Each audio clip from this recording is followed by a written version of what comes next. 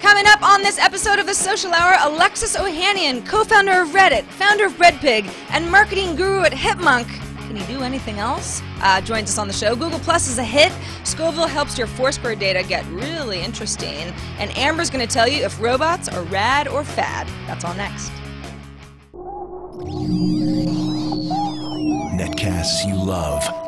From people you trust. This is TWiT. Bandwidth for the Social Hour is brought to you by Cashfly at CACHEFLY.com.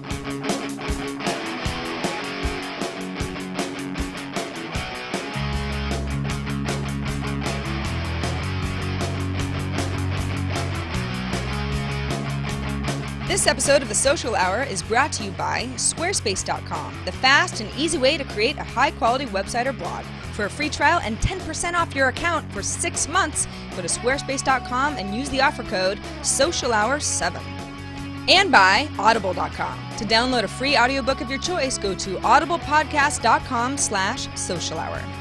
And by Netflix. Watch thousands of TV episodes and movies on your PC, Mac, iPad, iPhone, or TV instantly. All streamed directly to you, saving you time, money, and hassle. For your free 30-day trial, go to netflix.com/twit. Welcome to another episode of The Social Hour. We're on episode 15, and from Petaluma, California, I'm Sarah Lane. And I'm Amber MacArthur from Prince Edward Island, Canada. Far away on the East Coast, but a great place to be in the summertime, Sarah. So Amber, this is where you grew up. You're not in Toronto where you usually are, where you reside currently. Prince Edward Island is your place of birth? Yep. It's my home province. So basically, I was born here, and I lived here till I was in almost junior high, and then I moved to Ottawa. But all of my family's here, and I have tons of relatives, like dozens and dozens of cousins, and it's just a really nice place. So it is home for me in that respect. Well, cool. Well, it's you're going to be there for a few weeks, so I guess I will see you from Prince Edward Island for the next couple of weeks before you go back home. And who knows where I'll be next, Sarah? I certainly don't. It's a mystery tour. Absolutely. Well, we have a very special guest today, and it's funny because I have been loving a company that he's associated with, but I didn't even really know until he thanked Leo and I profusely for mentioning Hipmunk on iPad Today, which we have done a couple times because it's a great service, and they have a new iPad app, which we really like a lot. He joins us now, but he does Hipmunk and a lot more. Alexis Ohanian, welcome to the Social Hour. Thanks for joining us. Thank you for having me. Yeah, thanks for coming on the show. You have a pretty amazing bio for someone who at least appears to be very young. Aside from Hipmunk, I'm just reading down through our notes. You're the founder of Breadpig and also the co-founder of Reddit. So some pretty amazing stuff in your background. Well, the other half of my bio is all a lie, so that explains for why it looks so impressive. Sure. So Alexis, I mean, the co-founder of Reddit. Now you left in, was it 2009? To pursue other projects, but Reddit could be considered at least one of the first social networks that represent social networking as people know it today. Wouldn't you say? If you're going to bestow that title on me, I will accept it. So I fled the country at the end of 2009. Steve and I actually both left Reddit. Steve Huffman and I had co-founded it back in 2005. And it was a weird time because no one really had talked about the phrase social media before. We were entering a fairly uncharted territory. And when we launched, we were actually really inspired by Delicious/Popular. Which Delicious has gone through so many changes in the years since. But that was an interesting byproduct of people bookmarking stuff they wanted to save for later, and we thought they're onto something here, but they're not focusing enough on the actual, the sort of ephemeral news, the kind of things that aren't interesting that you want to save, a month from now, but that you want to look at and discuss, for the next 24 hours. And Steve, to his credit, built this brilliant algorithm that just to this day continues to do a really great job sorting the really interesting stuff from the bad. Well, one thing that's really interesting about the Reddit community, and Sarah kind of touched on it, is just the sense of community that is there. And it is a very strong sense of community. There are a lot of people, I think, who have become friends through Reddit, who use the service on a regular basis, and are also very loyal. How do you think you guys were able to actually capture that type of audience, which is an audience that any social network developer would like? Oh goodness, this is the question I used to get every time I give a speaking gig. This is always the question that inevitably came up, and I always had these really bad answers that I kind of cobbled together on the spot. And so I finally sat down and thought about it, and I actually just taught a class at General Assembly, shameless plug, which was on just this, building communities online. And I think it's two things. One was the technology that it was built on, and I talked about Steve's algorithm earlier, but it's the same thing that we use on the commenting system, and it's really unlike anything else on the internet, where you can actually have really great discussions, really great threads that bubble up and are voted on well, and that helps preserve a sense of community and help build and encourage people who want to participate. You know, compare that to, like, let's say YouTube comments, and granted they've made some improvements, but they can really make you doubt your faith in humanity. I totally agree with that. And so I think that technology combined with just giving a damn, Steve and I spent so much of our time just getting involved in the community, showing that we cared, doing everything from signing the form letters that we'd send out with T-shirts that people would buy, to just trying to always keep perspective on who was actually, essentially paying our bills and who was making the site interesting, and that was our community. And would we bend over backwards to sort of make sure that they were having a great time at our party, so to speak.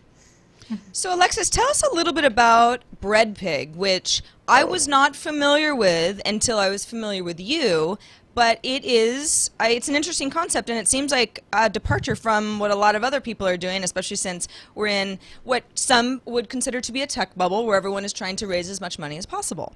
Mm-hmm. Yes, yeah. Well, so Breadpig started as as a weird little side project. I guess Tim Ferriss would call it a passive revenue stream. Mm-hmm. Except after a good bit of revenue, I realized this is more fun to really give away than it is to spend on cocaine and hookers. And I was really inspired by Paul Newman, who started this wonderful salad dressing company called Newman's Own. I love their Numinos, the Oreo, yes. the healthy alternative. Oh yeah. And it's great because they create a lot of really wonderful food and donate all of their profits into the year. And I thought, this is very cool, but I can't make salad dressing, so I'll just make geeky things. And then sell those and give away the profits. And after a couple of years, it turned out we'd been giving away over $150,000. To date, we're up to about $180,000 in donated profits. And we've been selling things like this, the XKCD book, which any good nerd ought to have on his or her bookshelf, as well as Saturday Morning Breakfast Cereals book. Like we publish books that nerds would like to buy. We create magnetic poetry with LOL Cat Speak on it, if you want to make your fridge look like it's a little slow. And yeah, it's been a lot of fun. I've hired a couple of folks now, and it's been an interesting project that I actually really don't manage a lot of the day-to-day operations of anymore. Christina Shu, who's the co-founder of RaffleCon, now does. And yeah, it keeps chugging along, and it keeps me out of gang life. That's a good thing. Now I have to ask, because the name is obviously not a typical name that you see online. Where did Breadpig come from? Breadpig's not typical? Well, Steve not and in my world. Well, Steve and I were looking for domain names for Reddit. And actually, it was after I really liked the name Reddit, because I thought people would go around saying, like, I read it on Reddit. To this date, I don't think anyone has ever said that. But Steve and Paul Graham actually were a little less psyched about that name, and so we spent a long time coming up with other domains. One of the things we did was search sort of expired domain names that people had registered and then given up, and we were searching for the keyword read, R-E-A-D, because we thought that's an important thing. It's a part of the site, it'll be relevant. And Breadpig was one of the top results that came up, and Steve and I just looked at each other and started laughing, because we're thinking, who the hell registers breadpig.com? Like, who's like, this is a great idea, I've got a company for this, and then gives it up. So we thought, let's sit on this, and it was like our joke domain name for years. And Steve one day came to me and was like, I bet it looks like a pig with bread wings. And I just thought, all right, I can draw that. Oh, I thought it was a pig toaster, actually. Oh, well, the Breadpig can be whatever you want it to be. Okay, that's good. So Alexis, let's get to Hipmunk, because Hipmunk is... it's really my go-to travel site. A lot of people would compare it to Kayak. Kayak is obviously very well known, and I've actually had people ask me when I say, "Oh, go to Hipmunk. It's very stress-free as far as just figuring out what your travel options are." And they say, "Well, how is it better than Kayak?" And I say, "I think you just have to look at it, and you see how much simpler the experience is. That must be on purpose." Mm-hmm. Yes. Excuse me, we're actually all travelers ourselves, and Adam Goldstein, who was the one who originally came to Steve with the very first concept, basically found that there was nothing out there that really solved this problem, that nothing really took the agony out of searching for flights or for hotels, and that there were just better ways to sort flights and better ways to show those results. And we've definitely seen this kind of Hipmunk eureka moment. I'm looking to find ways to capture it on sort of hidden cameras, because when people do their first search and first see the results and see that they're sorted by agony and see the way they're visually displayed, they realize, like, oh, I've actually been using a really broken tool for so long. There is a better alternative. So as the head marketing dude for Hipmunk, I'm looking for any opportunity to get someone to run a Hipmunk search for the first time and to sort of see that first moment, that aha moment, because when they do see it, and once they've run their first search, they're pretty much hooked. So that's a great advantage for us. And I'll tell you, the first year since we've launched Hipmunk, it's almost been a year now, the response has been so tremendous. And I think back to the first year after we launched Reddit, when I was just dying to get people to talk about Reddit, to understand Reddit. It's such a different product, and it's such a different user experience that, even today, if you came on Reddit for the first time and didn't know there were 20 million people coming a month, you wouldn't quite get it. But with Hipmunk, as soon as you run your first search, boom, you see the value and quickly, hopefully, love the mascot too. One of the nice things that I love about it is flight can be taking a flight. As we all know, is just really complicated, and no one's really having a lot of fun. And what Hipmunk is great at is telling me how agonizing a potential flight would be. Is one of the things I like about it, and it seems really, really obvious, right? So if I'm searching for a flight between SFO and Denver International, I can search by agony, which is sort of a combination of how much it's going to cost me, how long I'm going to be in the air, do I have to make a stopover, do I have to make two, and it sort of gives me an overall, this is how much it's going to hurt for you to travel, because flights can be, hey, if you fly first class or business, it might be a little bit better than coach, but all of that it has to be taken into consideration when people are trying to get from point A to point B. Yes, and one of the things we actually recently added I did not expect the fanfare around this, but people got really excited because we added little Wi-Fi logos next to the flights. You could see it on the flight where there is a Wi-Fi enabled plane. And yeah, there are lots of nerds who are just as internet addicted as I am, who absolutely are willing to make the choice based on wireless. And really, it comes down to the fact that we're willing to pay an extra $20 for a flight that doesn't have a layover in Chicago, and no one else has ever seemed to care about that. And we want to minimize the agony in our lives. And a little bit of Hipmunk trivia: it was originally called Suckage. And Suckage.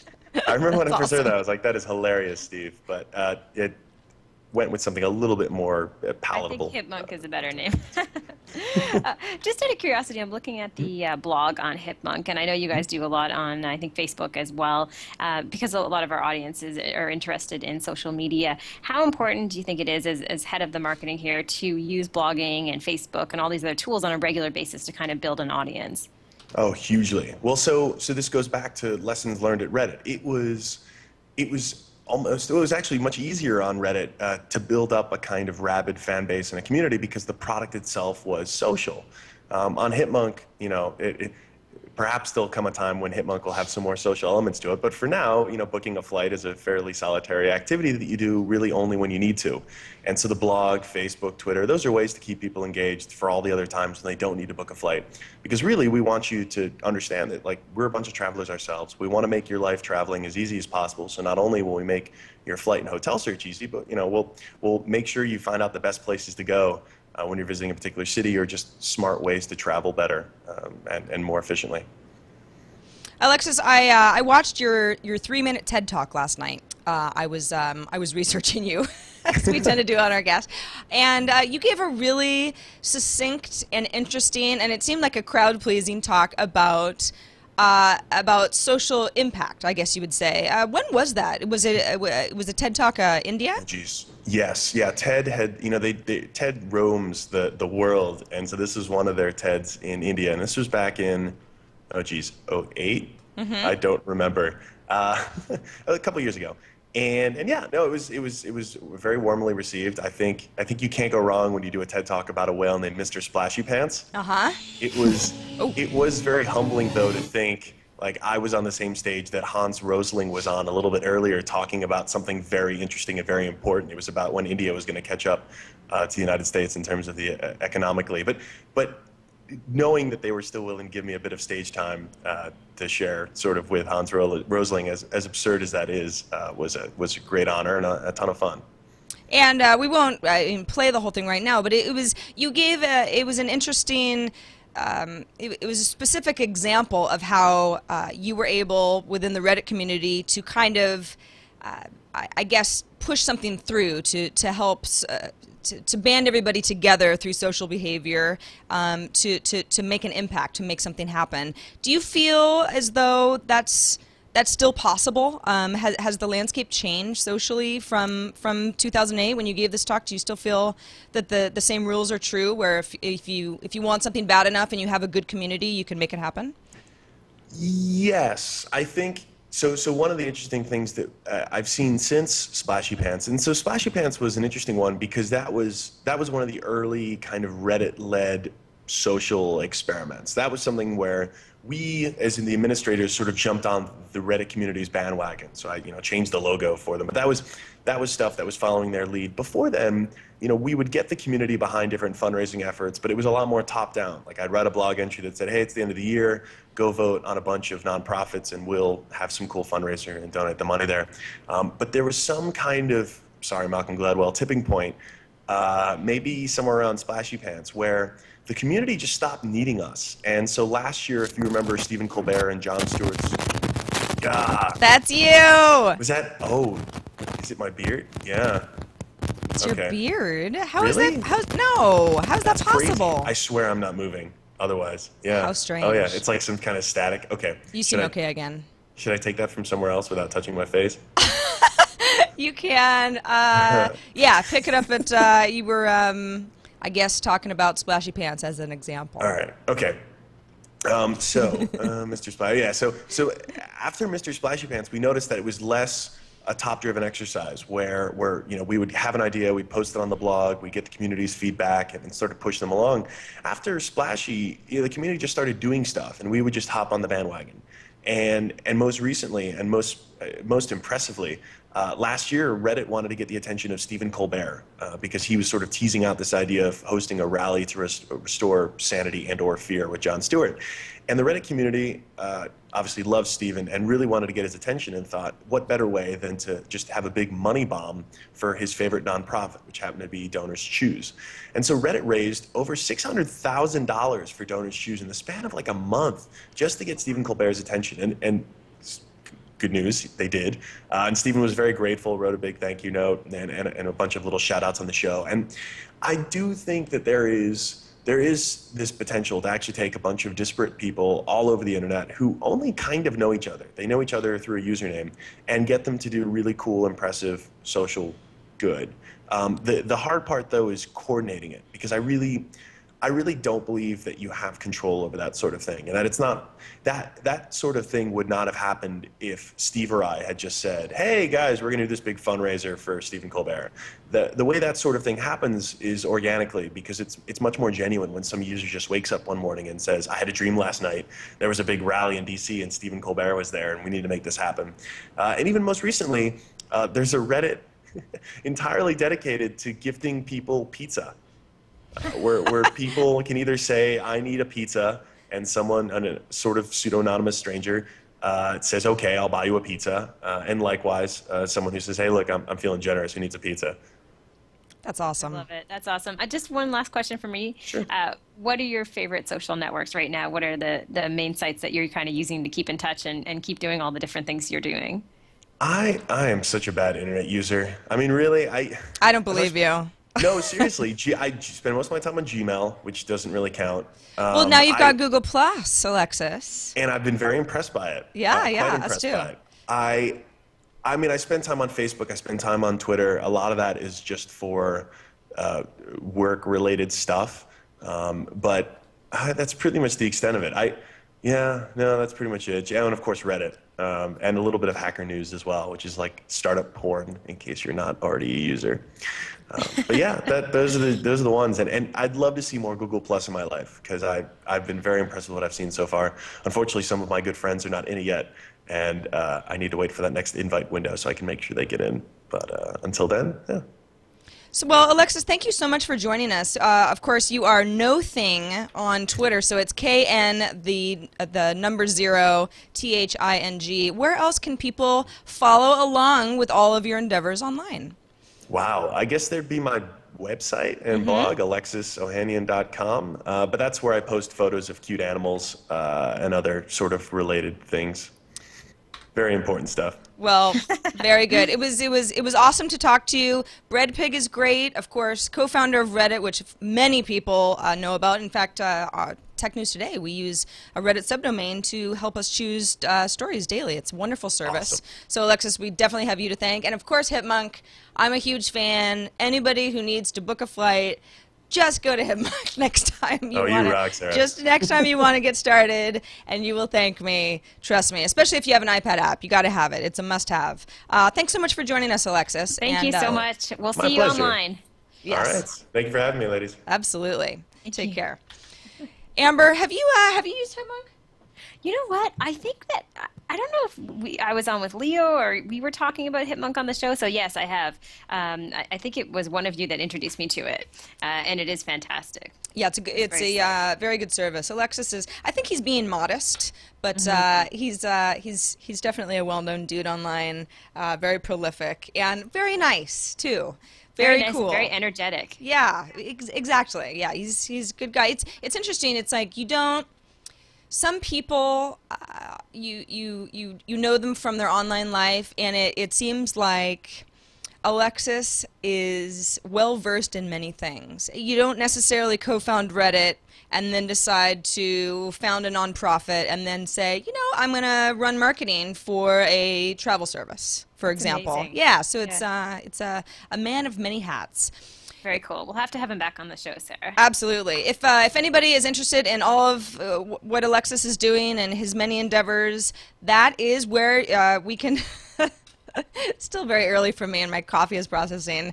The Social Hours website, show notes, is where you can find all that information. If you're not familiar with our website, it's twit.tv/TSH.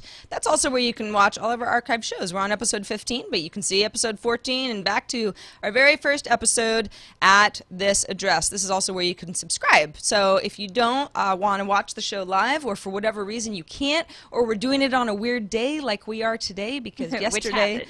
yesterday was a U.S. holiday. We usually shoot our shows at 11 a.m. Pacific Mondays, 2 p.m. Eastern.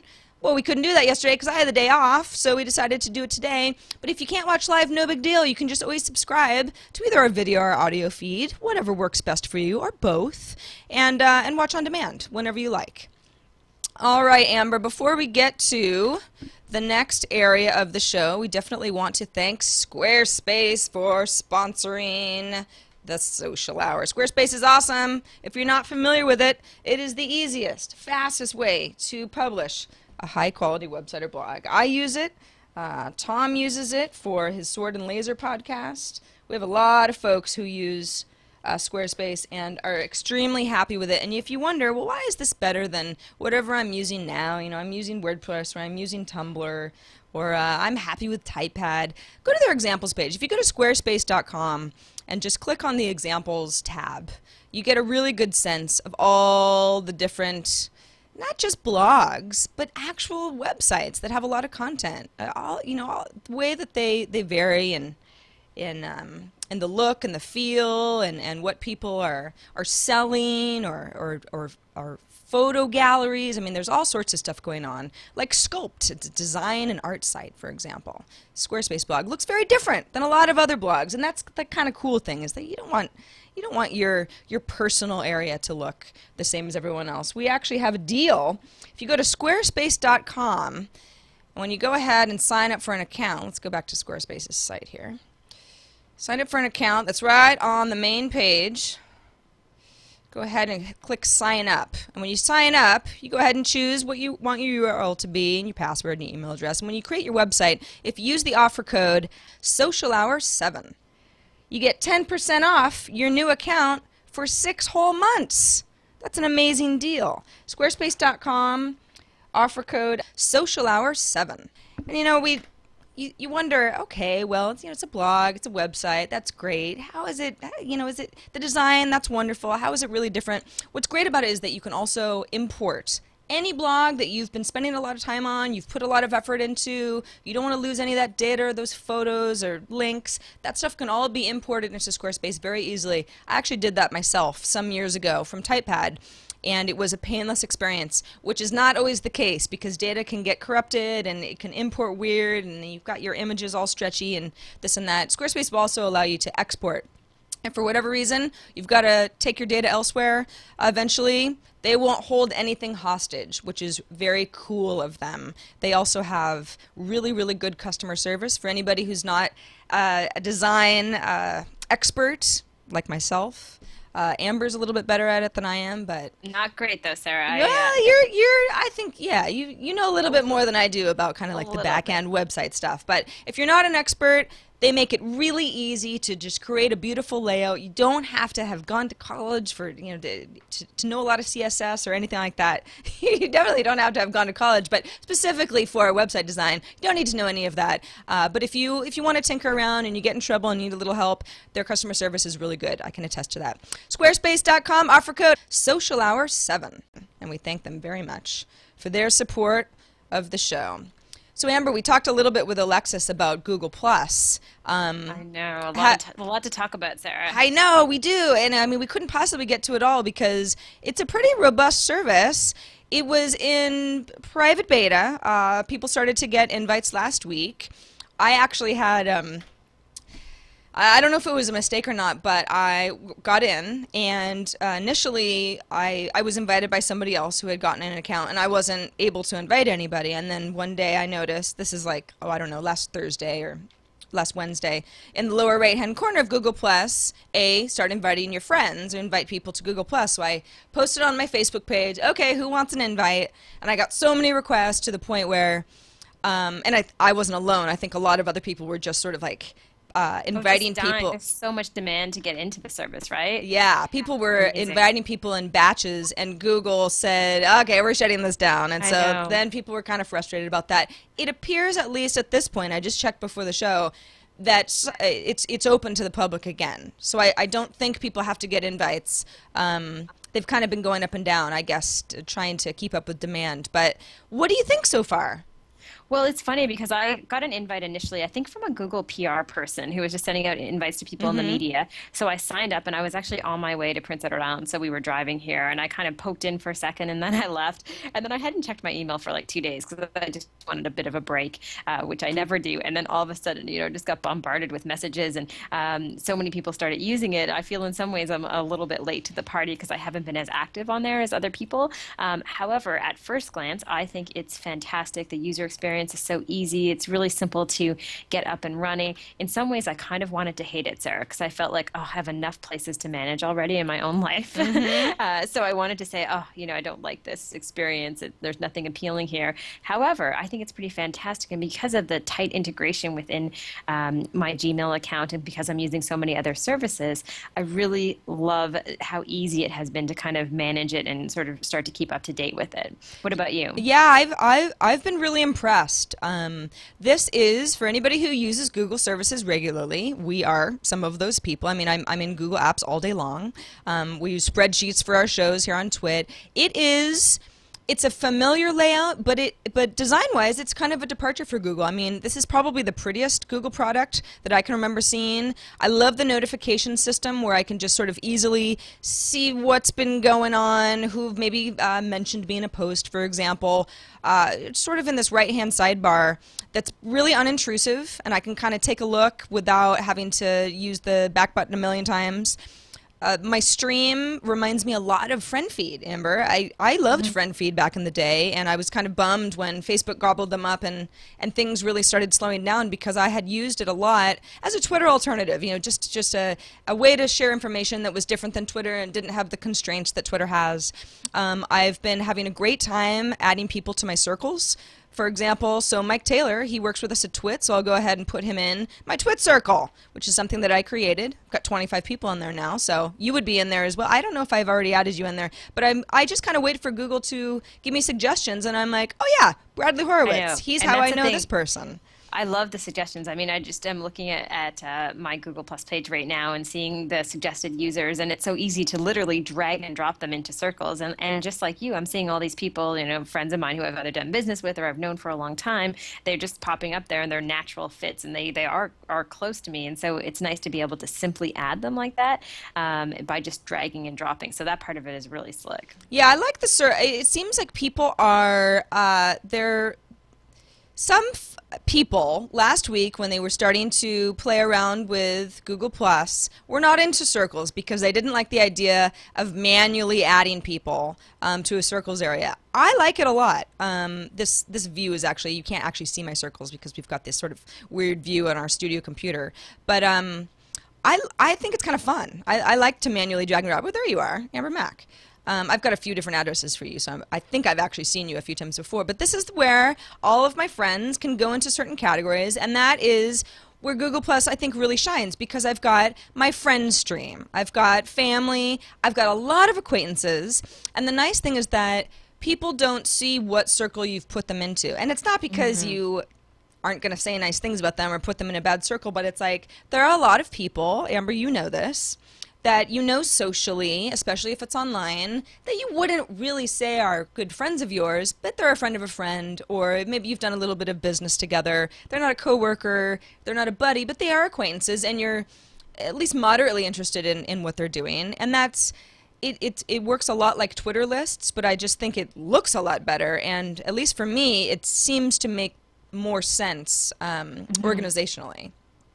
Yeah, I just think easier to manage as well. I mean, just I mentioned, just the drag and dropping and the ease of creating new circles and not having to tell everybody exactly where they are. I think, again, one of my favorite things is just how seamless the whole experience is. I don't think I've ever jumped into a social network and understood it as quickly as I understood or understand Google Plus. It's just it's just so simple to get up and running. And again, I mean, I think the only issue I have right now is how do I fit this into my life with all the other networks? Because am I abandoning one because I'm focusing more on this, or that's the real struggle I think on my end.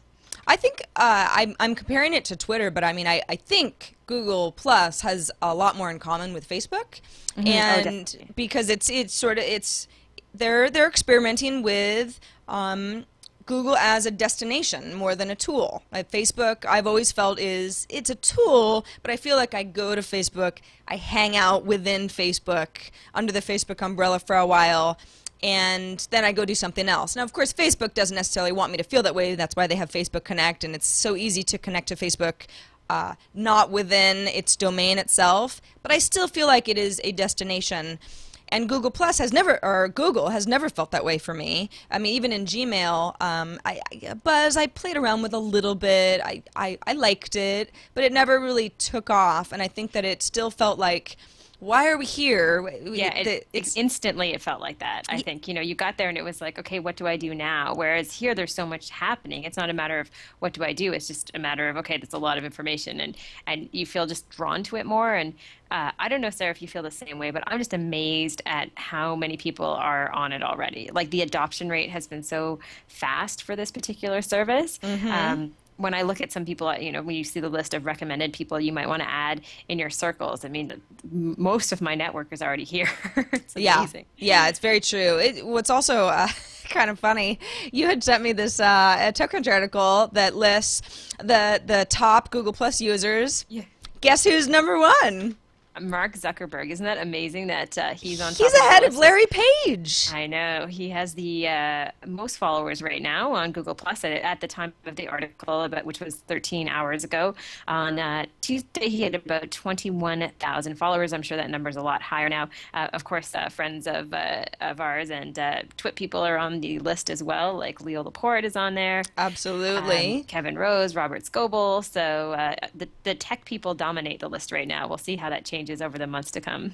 Well, we've always noticed that as services get popular enough and people who aren't the tech elite, I guess, like some of our friends that are on at least the top 12 that we just saw on that TechCrunch article, start to adopt things. We've seen it with Twitter. The celebrities get on board, or people who realize, well, this is part of the culture. I want to see what all the geeks are talking about. It'll probably change. Certainly, it's not just geeks who have Gmail addresses. That's for sure. So many people are used to using Google products that I see. I don't know. I think Google Plus has a really bright future. I find myself getting excited to get in there in the morning and just kind of see what's happened since I was there last, which is something I guess I haven't felt for a while, because my other social networks are extremely informative and I get a lot out of them, but they're not new and exciting.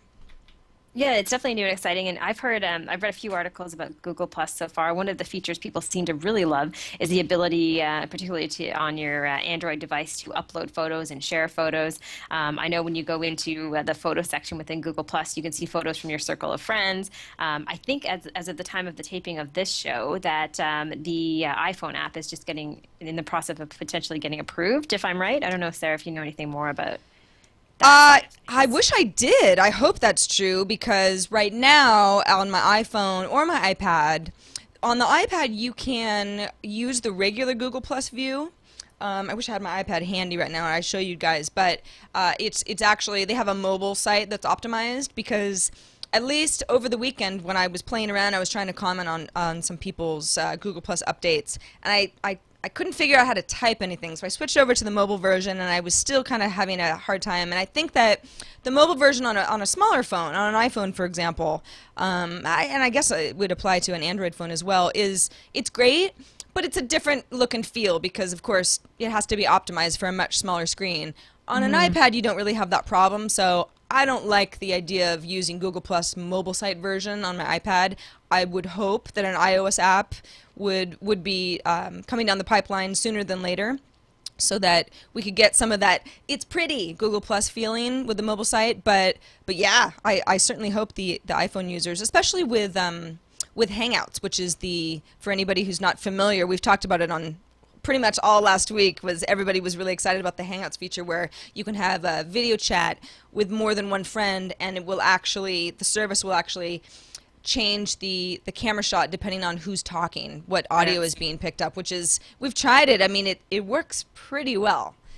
That's great. And I'm just reading an article on PCMag.com that talks about the iPhone and iPad app. So it is just in the process of being approved by Apple. So great. Who knows how long that's going to take, but I'm sure that will be a big win for a lot of people who depend on their Apple devices to stay in touch on social networking sites like this. Absolutely. So Amber, over the weekend, was it over the weekend? Something happened on Twitter that was a bit embarrassing for a news organization. Yeah, not so good. So on July 4th, some people who are following Fox News on Twitter might have noticed that there was a tweet that went up that President Barack Obama was assassinated. Now, the message wasn't up for that long, however, long enough for people to take notice and for Fox to put out a message that, of course, someone had hacked into their account. Most recently, an article on Mashable describes the hacker group who call themselves Script Kiddies, claimed that they broke into one of Fox News' Twitter accounts and sent out this fake news. Fox News is in the process right now of working with Twitter to try to figure out why this happened and why there was a breach of security, and obviously hugely embarrassing for Fox News. I don't think anyone believed it because it wasn't on any other Fox accounts except for this one particular account, Fox News Politics. So I guess that's good news, but not a very funny prank, especially on July 4th. Certainly not. In Fox News Politics, for a while, because I was following the story also going, oh gosh, this is awful.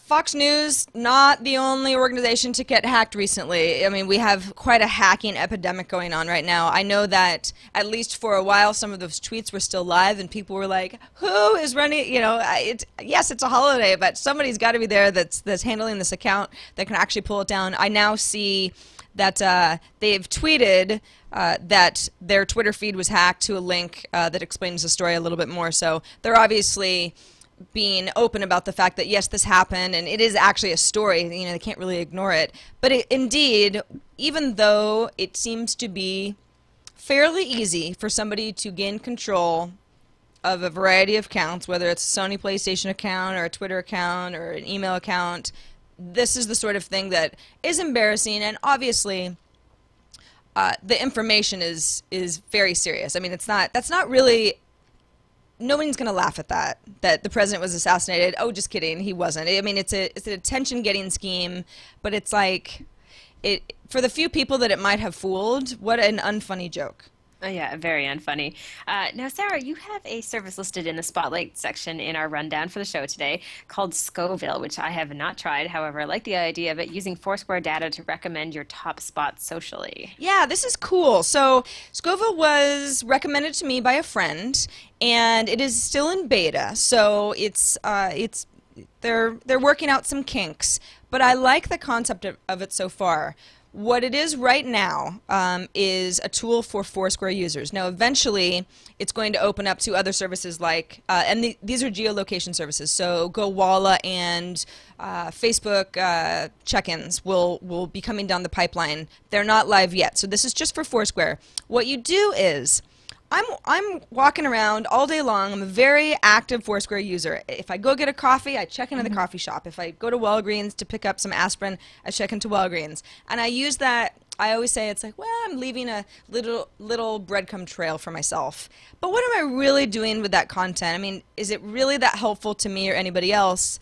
Maybe not. But if you use something like Scoville, it becomes more interesting because all of my data now is captured by Scoville, and I can start arranging this in categories. So if I go to my, let's see, if I go to my home profile area, it is analyzing my check-ins. So these are the places that I've been lately. So good thing that I don't have a problem telling you guys where I've gone lately. What I've already done is participated in a best wine bars of San Francisco like box. This is Scoville's way of, it's kind of like they're just categorizing best ofs. So they call them like boxes. And I and anybody else who wants to can participate in adding to this like box. So I just went down the line and didn't have to actually think too hard about what my favorite wine bars have been, because what it does is it pulls out Foursquare data that if I've checked into Hotel Biron, which actually happens to be one of my favorite wine bars, it's already categorized as a wine bar, and it knows that I've checked in there, so it recommends it. Is this one of your favorite wine bars? So I just kind of had to say, yes, yes, yes. So this was a process that I went through a couple days ago. It took me like 10 seconds to add all of these wine bars because all of that data was already there.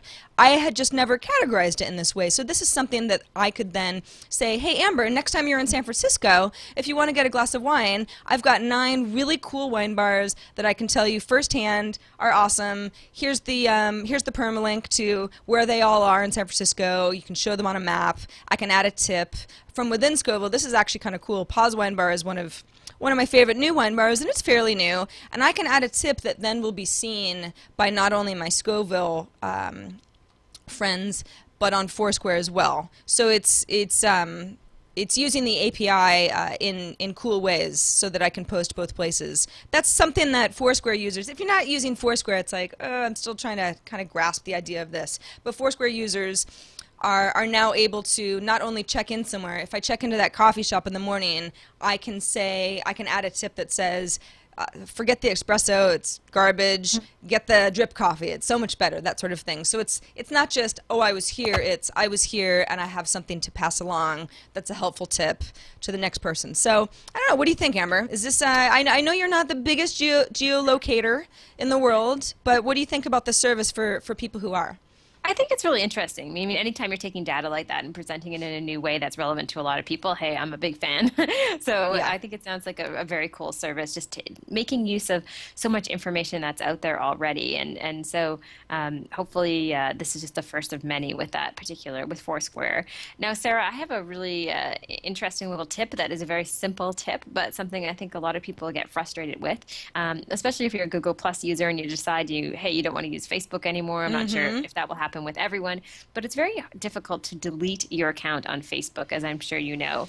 Yes. And I don't plan on doing this anytime soon. However, if you did want to do it, if you decided that, hey, this Facebook I'm just tired of using it, I want to get rid of all my information there. There was a great quick little post on Read Write Web that talked about how you can actually delete your Facebook account. And the first thing they recommend, of course, is to back up your data. A simple thing, and it's pretty easy to back up your Facebook data. You may want to do this anyway. There's simply an option to download your information from Facebook that's available in your settings, so you can get a copy of everything that you put onto Facebook. So that's the first thing that you need to make sure you do. Now, the second thing, and I thought this was kind of interesting because I didn't really know how to delete your Facebook account. I thought it would be easier than it actually is. However, based on this article, it says that there is no button in the settings to delete your Facebook account. In fact, they try to guilt you into actually staying on Facebook as long as they can, and that this particular button to delete your Facebook account is actually buried deep within the site's FAQ section. So you need to go into the FAQs, and you can access the profile delete button there. So you can see how well they've hidden it so that not a lot of people can do it. And keep in mind, if you do this, your information it's gone forever. Again, not recommending that you necessarily want to do this, but if you're not using Facebook and you think, okay, I'm ready to move on to another network, or you just don't like the way Facebook is working, at least hopefully this is a tip that you can use so you don't dig around and search for this forever. Absolutely. I know that people who wanted to delete their Facebook accounts were getting really frustrated, and there were some accusations against Facebook that it was impossible to delete your account, that Facebook was not allowing people to actually just wipe everything out. And what was happening is, and I'm not sure how the terms have changed since then, what was happening was anytime that people were using Facebook Connect to log into other services, you know, where you've got that nice little button where you don't have to think of a new username and a new password, you just use your Facebook credentials, then you're still active on your Facebook account, even though for some people, if they never go to their Facebook page or look at any of their friends' profiles, they feel like they're not using Facebook, but they still are in a roundabout sort of a way. So that was confusing for people as well. Yeah, definitely. Too confusing, I think. Now, Sarah, you have a service here that I think I've heard Leo talk about before. I don't know if he likes it or uses it. Fab, which is kind of like, I guess it's from the Guilt group, but for a whole different category of shopping. Yeah, I actually think I don't think they're associated with Guilt, but they'll seem a lot like Guilt for anybody. Okay, so it's like Guilt. Yeah, so well, and that's an honest mistake, because Guilt is, for anyone who's not familiar, it's a Guilt group, which is GILT without the U .com, where it's daily clothing and shoes and jewelry and home furnishing deals. They expanded to hotels, so jetsetter.com is also part of Guilt Group, where it's deals on pretty nice hotels. They also now have is it called Guilt Food? Guilt Taste. Oh, okay. Guilt Taste, where it's not only just where you can actually buy food that obviously won't spoil quickly, but and cool gift baskets and things like that. But they also have interesting original content from chefs, and it's more of a destination than just places to buy stuff. Fab.com is along these lines, but it's much more home furnishings and art and things that at least the Guilt folks aren't covering yet.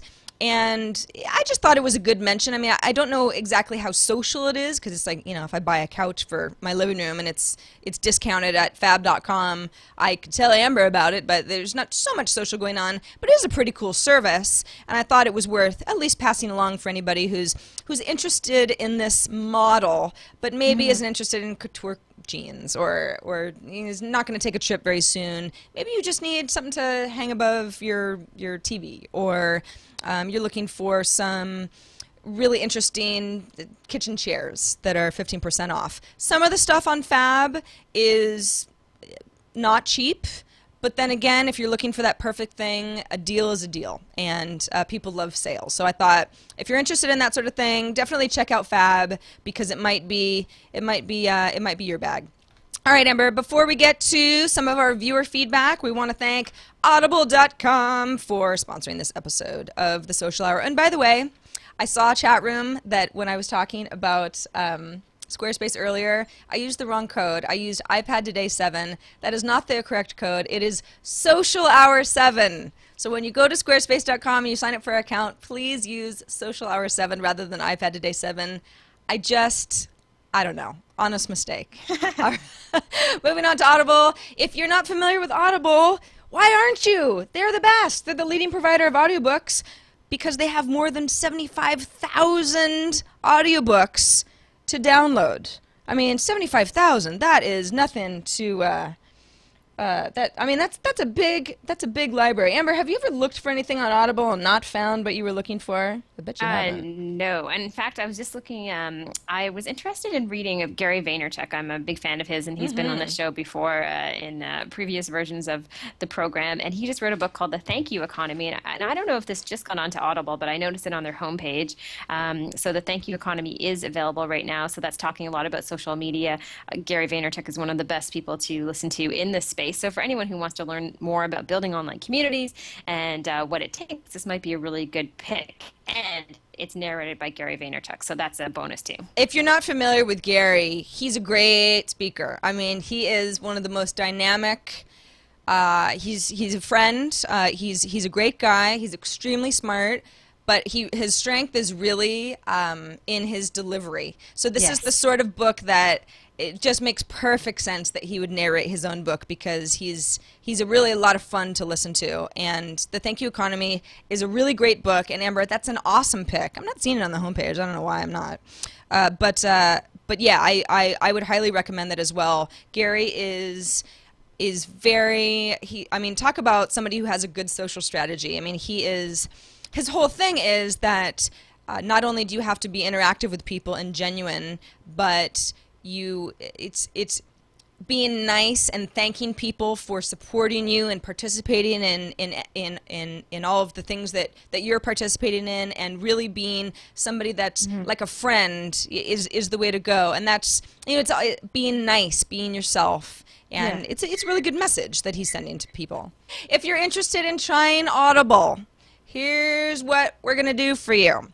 Go to audiblepodcast.com/social hour. Okay, so that's the URL. Once you do that, you go ahead and sign up for an account. What happens then? You get a free audiobook. That's right, people, a free book. You can download The Thank You Economy for free just by signing up with an Audible account. audiblepodcast.com/social hour is the URL. Again, you just put in your information. It's extremely easy to get going and download a free book. You can download whatever you want, but Thank You Economy is as Amber mentioned, is a really, really good example. Narrated by Gary Vaynerchuk himself. He's a great guy, got a great voice. It's a lot of fun. Believe me, you won't get bored. You will not fall asleep listening to this audiobook. You will not fall asleep. Yeah, if you want to fall asleep, don't download this book. Right. If you want to be bored, you need to stay awake, and you have a long road trip ahead of you, or you're on a plane and you want to enjoy your traveling moments, then download this book, because it will keep you awake. Absolutely. All right, let's go to, we've got a video. It's the first video that we've gotten in a while, so let me just open this video up here. From somebody who wrote in to the show, who's got, let's see if I can minimize my Chrome. Yeah, so this is not a YouTube video as we usually get, but this is from somebody who has a suggestion for a future guest. Ooh. Yeah. All right, so let's go ahead and play our video. Hi Amber, hi Sarah. I'm the CEO of SMAC. My name is Matt Hooper. My company's part of the Mass Challenge Startup Competition here in Boston, and we had a speaker come in yesterday who I think would be great for your show. Her name is Laura Fitton. She's at Pistachio on Twitter, and she runs this company called 140. And the site, what it does, it lists all the social media tools, and Laura has been in the Twitter space forever. So I think she would be a great resource to get on your show, and hopefully we'll see her soon. Continue to watch the show, and love what you guys are doing. Thanks so much. Well, thank you. Amber, are you familiar with Laura? Because I think she would be awesome for the show, and I'm actually a little embarrassed that we haven't had her on yet. You know, it's so funny. I don't know if I've met her before, but I definitely know her name, and I feel embarrassed right now too, because I wonder if I've exchanged messages with her on Twitter or something. I'm familiar with some of her work, so we should get in touch with her and try to get her on the show. So that's great to have a suggestion for a guest, because we're always looking to have really awesome people on the show. Absolutely. 140.com is the website that at Pistachio, otherwise Laura, runs with a few other people, but she's the founder. This is a great resource for people who are interested in services that work well with Twitter. And they list many of them, so I won't go into all of them right now, but one of them, for example, if you just go like, well, what do you mean services that work with Twitter? This is actually a service that I played around with a little bit last night, and I love. This is, I got this from 140. I'd never heard of it before. This is how to manage people that you're following on Twitter. I'll go ahead and connect to Twitter here. Based on who you follow, based on who follows you back, based on how active they've been, you know, let's say in the past 6 months. Maybe I'm following somebody that hasn't even tweeted in the last year. It's like, should I still be following them? I mean, I don't really want to just kind of bloat up my following stream if I don't have to. They have kind of funny things when they're crunching data here, reading Mashable, watching Oprah, blah blah blah. But last night I went through a lot of the people I was following, and I tried not to take it personally when I noticed that some people were not following me back. But you know, it's a good way to kind of say, all right, who do I really want to follow here? What's my relationship with them? Maybe it's changed since the last time we saw each other. And if somebody's not very active, maybe it's I was following a couple of Twitter services that I actually don't use anymore, like old apps. I was following just their updates, and they've kind of gone dormant, and it's like, well, I just go ahead and unfollow just to kind of clean things up. Or you can also get a sense of who's super talkative on Twitter, and maybe it's been bugging you, but it actually gives you a better metric as to you know who's like the most talkative, who's the most talkative person that I follow on Twitter. Oh, it's Alexis. Or Jack Dorsey or Edison, or you know, it's people that are either engaged or not engaged, and then you can kind of get a sense of, do I really want to follow these people? Or other words, Oink app is actually kind of a funny example, because that's Kevin Rose's app that actually hasn't launched yet, so they actually haven't tweeted at all. So I'll go ahead and keep following them because I want to see what that first tweet is. But Tom's dog Sawyer has not updated in 4 months, so maybe I'll have to rethink, if I want to follow him or not. So good stuff on 140 for sure. What's the name of that again, Sarah? This is Manage Flitter, so it's MANAGEFLITTER.com, which I found through 140, which is ONEFORTY.com. So it's both are spelled out, but we should definitely try to get Laura Fitton on a future episode. She would be a really good guest because she clearly knows social. Yep, we'll get her on. Cool. All right, we want to hear from you guys. If you don't know how to get a hold of us, get your pencils ready, or just start typing. Easy. Yeah. All you have to do is write us at the social hour at twit.tv. Leave us a voicemail at 2626social, or even better, if you want to record a video, you can upload it and send us the link. But keep it kind of short, because we like your videos being around 30 seconds, definitely less than a minute. And you can send us your feedback, and we'll try to include it in an upcoming show. So we include lots of guests and links and content that all of you love. Absolutely. All right, Amber, before we get to Rad or Fad, we want to quickly thank Netflix. They're our third sponsor of the show. Yay, lots of sponsors. We love the fact that the Social Hour is doing well, and our sponsors are excited, and so we try to give back to them as much as possible. If you're not familiar with Netflix, where have you been? Leo and I were joking about this the other day, Amber. It's like pretty much everybody who watches TWiT knows what Netflix is, but maybe they know somebody who doesn't. It's the sort of service that once you have it, you can't imagine ever not having it. So if you know somebody who's not familiar with Netflix, this is a good opportunity to kind of say, hey, we're getting into summer. You want some new movies, you want to be able to watch stuff instantly, or maybe you want DVDs sent to your house. Netflix.com is the place to send anybody who's not already in the know. Of course, you can watch Netflix movies on your Mac, your PC, your iPad app, Android phones, Xbox, PS3, Nintendo, all sorts of stuff. Again, you can watch instantly. You just go ahead and look through your instant queue and decide, hey, I want to play this movie. You just go ahead and watch it. I actually watch Netflix through my Apple TV, my Roku, and even one of the TVs at my house is Netflix enabled. Just a little widget inside my Sony Bravia. So very easy for me. You have a lot of options. And the instant queue is great because you can just decide that you want to watch a movie and be watching it within seconds, just a couple clicks. Of course, if you're more of a DVD person, Netflix is still using the business model that they were known for before instant streaming came along, where you can get DVDs sent straight to your inbox. You watch your movie. When you're done with it, You put it back in the envelope that they gave you, and you send it back, and then they'll send you your next movie that you manage in your queue online. Very, very simple. It's good stuff. If you want 30 days of free content, imagine everything that you could watch in 30 days. I should also mention, if you have kids, there's lots of cartoons on Netflix. So if you're desperate for the kids' favorite cartoon and it's not airing on television at the appropriate time, and then you can go and get the Backyardigans or any of these other great kids shows, because that can be helpful if you want to unload the dishwasher and have like 10 minutes to yourself. Good call. Wow, as a childless woman, I wouldn't really have thought about that, Amber, but that is absolutely a great way. Hey, you know, especially for people who have cut the cord recently or don't like what cable television has as an option. Yeah, or just the cable connection. That would that be the cord. best tagline for Netflix. If you cut the cord, if you cut the cord, this is the service for you, whether it's a umbilical cord or another kind of cord. But yeah, it's Netflix, a very good call. You can watch a very buttery collection, or Connor can anyway. Actually, South Park is probably not really Connor's speed just yet. It's a lot Maybe more of an adult humor, yeah, for him. Netflix.com/twit. All you go ahead and do is sign up for your 1-month free trial. Email, password, continue. It's very, very easy. It's not a painful process at all. And you get your first month free. So you can go to town, watch as much as possible. You don't have to sleep. You don't have to eat. You don't have to do anything. Netflix.com/twit.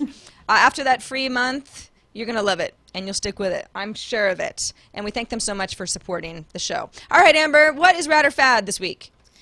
Okay, Sarah, now let's say that you can't quite figure out a good way to develop your social profile online. You know, you're not really that great at pushing content out to Facebook or Twitter or any other social sites, and you want a bot to take over your life online.